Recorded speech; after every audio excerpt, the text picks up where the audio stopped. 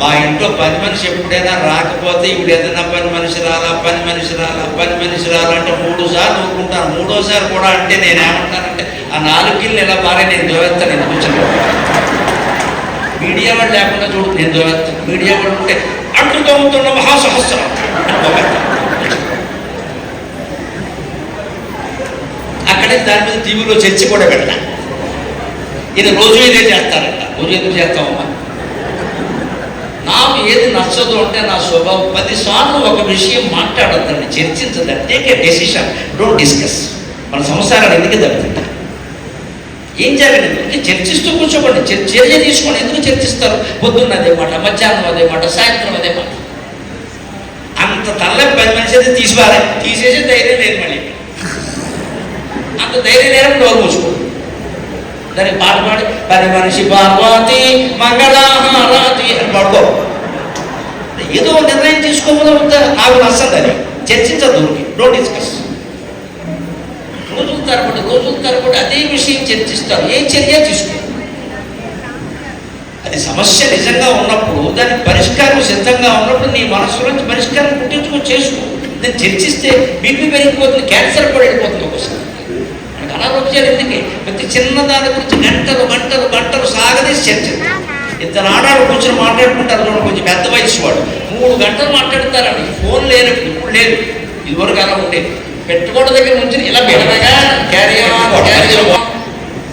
ఆ రావుడు ఏదో మొగాడు లాగితే మా ఆయన ఉంటే నేనేం చూసుకోగల సుఖంగా అన్ని నగలు పెట్టుకుని హాయిగా ప్రయాణం చేయవచ్చు అని సుఖంగా ఉంటారు. అలా ఉండాలి. అదో పని.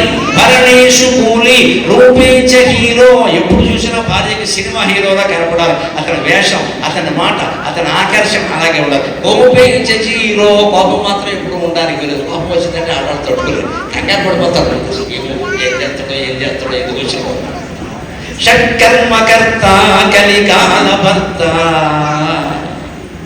ఇది మనం ఆధునికంగా కూడా చెప్పుకోలేదు. మన కాపురా బాగుండడమే కావాలి, వేరే ఏమీ.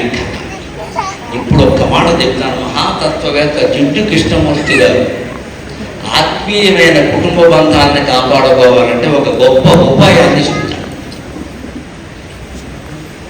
తగాదాలు రావడం లక్ష్మీదేవికి నారాయణమూర్తికి వచ్చే పెద్ద విషయం. శివపార్వతులకి వచ్చాయి, బ్రహ్మదేవుడికి సరస్వతికి వచ్చాయి. వాళ్ళకి మనకి తేడా ఏమిటంటే వాళ్ళు ఏ విషయం మీద తగాదా వచ్చిందో దాని గురించే మాట్లాడారు. దాన్ని పెంచాలి. మనకి తగాదా ఎందుకు వృద్ధి అవుతుంది తెలుసా? ఇవాళ ఏదో లోపం చేసిందనుకోండి, భార్య భర్త ఎవరైనా, దాని పూర్వాన్ని కలుపుతాం. అప్పుడేం చేశావు, ఇప్పుడేం చేశావు, 20 ఏళ్ళ నువ్వు ఇంతే, అంతటితో అను మేము అమ్మితే అది ఆలోచింది. ఇప్పుడు ఈ మొత్తం పెంచద్దని చెబుతాడు జిడ్డు కృష్ణమూర్తిగా. మహాతత్వవేత్త. ఆత్మీయ బంధాల విషయంలో ఎప్పుడు గతాన్ని మర్చిపోవాలి. గతం గురించి ఆలోచించడం వ్యర్థం. గత విషయాలు ప్రస్తావించద్దు. ఇప్పుడేం జరిగింది మేడం వచ్చాను అని చెబుతాను. ఇవాళ ఆవిడ అనవసరంగా ఈ భర్త అక్కగారు ఏదో మాట ఉందో అనుకుందాం అనుకోలేదు. మీ అక్క ఇంతే అని ఆ విషయంగా మాట. నిజంగా మా అక్క తప్పు చేసిందా, నువ్వు ఎందుకంటున్నావు అనమాట. అందుకని దానికి నువ్వు ఇదివరకు ఎలా ఉన్నావు, వెళ్ళిన కొత్తలో అలా ఉన్నావు, మా అమ్మను అలా అన్నావు, ఊళ్ళో వాళ్ళు అలా, ఇన్ని కనపడదు. ఎప్పుడు ఆత్మీయ బంధాల విషయంలో గతానుభవం పనిచేయదు. దయచేసి గమనించండి. ఇది అర్థం చేసుకుంటూ కొంచెం కష్టంగా ఉంటుంది. కృష్ణమూర్తి గారి వేదాంతం లాగా. కానీ అర్థమైతే సంసారం చాలా. తెలుగు భాష సగం అనడానికి పెట్ట కూడా అంటారు. అది తెలుగు నుడికారం. అది తెలుగు నుడికారం. ఇంటి మధ్య ఉండే గోడ పెట్టకూడదు, చిన్న గోడ. వంటింట్లో ఒక్కోసారి వంట చేసే పొయ్యికిను పక్కనే ఏదో పూజ చేసుకుంటారు కదా, అన్నాల వల్ల ఏదైనా ఉంటుంది, దాని మధ్యలో ఒక గోడ కడతారు. దాన్ని అర్ధ గోడ అంటారు. అర్ధ అంటే అర్ధ, సగం గోడ. పూర్తిగా కట్టరు. అక్కడ ఏం జరుగుతుందో కనపడాలి. వాళ్ళు అక్కడ తింటూ ఉంటే ఈవిడ ఇక్కడ పట్టుకెళ్ళి వడ్డిస్తుంది. వాడు తినే చూసి ఏది తక్కువైందో అది పట్టుకెడుతుంది. కనపడాలంటే దాన్ని అర్ధ గోడ. ఇప్పుడు దాన్నే ఇంగ్లీష్లో సర్వీస్ విండో అన్నారు. దిక్కుమాలి మాట. అన్నిటికీ అదే ఇంగ్లీష్ మా సర్వీస్ విండో. దాని పూర్వం అర్ధ గోడ లేదు. అన్నిటికీ మన పదాలు ఉన్నాయి. అందుకని పనిలో ఉంటే చేసేది ఓ పని ఏదో. పెద్ద ఆఫీసర్ అయితే ఏంటంటే మహాసహస్రం అనేది మొహమ్మడు కూడా అన్ని పనులు చేయాల్సిందేనండి. కార్యేషు మిక్సీ. ఏదైనా ఆనాడు శ్రమ పడుతూ ఉంటే ఇగో ఈ పూట పచ్చలు వద్దులే ఆవకాయ వేసుకుందాం, ఈ పూట అంత కూర వద్దులే ఏ మధ్యలో ఉందిగా వేసేసుకుందాం ఏపోయింది అని భర్త అనగలిగితే ఆ భర్త నిజంగా దేవుడి కిందే లెక్క. అందుకే కార్యేషు మిక్సీ. ఏం చేస్తారు ఇక్కడ? చేయకపోతే చేసుకోవచ్చు కదా. బయటికి వెళ్ళేప్పుడేమో మంచి బట్టలు వేసుకుంటారు. ఇంట్లోనూ మాంసం కొట్టువాడి దగ్గర లుంగి ఉంటుంది, మాసిపోయి ఇలా ఆ లుంగి కొట్టు కట్టుకుని జబ్బల పని ఒకటి వేసుకుని దాని మీద అన్ని మార్కలు పెట్టుకుని ఇలా కాలేజీ ఎవడు ప్రేమిస్తారు ఇటువంటి మగాండి?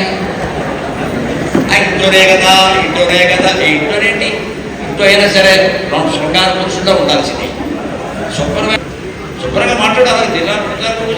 పొందబడేలాగా అదే శైనేషు సెక్సీ. అంతేకాదు తరుణేషు శూలి. ఇతర స్త్రీల విషయంలో శివుడిలాగా శ్రీరాముడిలాగా ఉండాలి భర్త. భార్యకే కాదు భర్తకేలా ఉంటుందని. ఇంట్లో మాట్లాడడానికేమో నానికి రాదు, టైం లేదంట. బయటికి వెళ్ళి మహిళా మండలి వాళ్ళు కనపడితే అరగంట మాట్లాడతారు. రోడ్డు మీద ఎవరన్నా మగాళ్ళు పలకరిస్తే ఒకరిగా ఆడాడు పలకరిస్తే అక్కడి నుంచి ముందుకు వెళ్దాం. అలాగే చూస్తుంటాం. ఆ విషయం భార్య చూసింది అనుకోండి, మళ్ళీ ఇంటికి వచ్చాక అయిపోతుంది, కురుక్షేత్ర యుద్ధం అయిపోతుంది.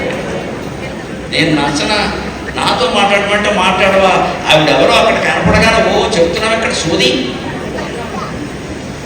అంచేది ఇతర స్త్రీల విషయంలో శివుడు ఎలా ఉంటాడు? శివుడికి పార్వతీదేవి ఒక్కతే భార్య అంటే గంగాదేవి శివుడు భార్య కాదు. పొరపాటు పడదు. శివుడికి ఇద్దరు భార్యలు లేరు. గంగని ఎప్పుడూ ఆయన పెళ్లి చేసుకుని 18 పురాణాల్లో ఎక్కడా గంగా శివుని వివాహం జరిగినట్టుగా గంగ కేవలం నెత్తి మీద భరించాడు. ఓ పిట్టె భరించట్లేదా?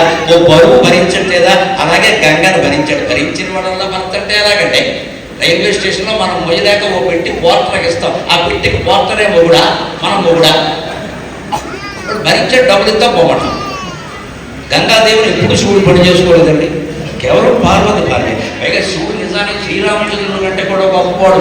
సీతాదేవి విడిగా ఉంది, శివుడు అలా కాదు. తన శరీరంలోనే సగభాగం చేసుకున్న మహేశ్వరుడు అమ్మా. సోమేశ్వరుడు అంటే సామాన్యుడు కాదు. సోమేశ్వరుడు తన శరీరంలో సగభాగం ఇచ్చి ఈ పని ఏదో నువ్వు సక్రమంగా చేయలేదా? ఆ పని చేయలేదు అని లేదండి మీరు పొరపడుతున్నారు, నేను చేశాను అని చెప్పొచ్చు.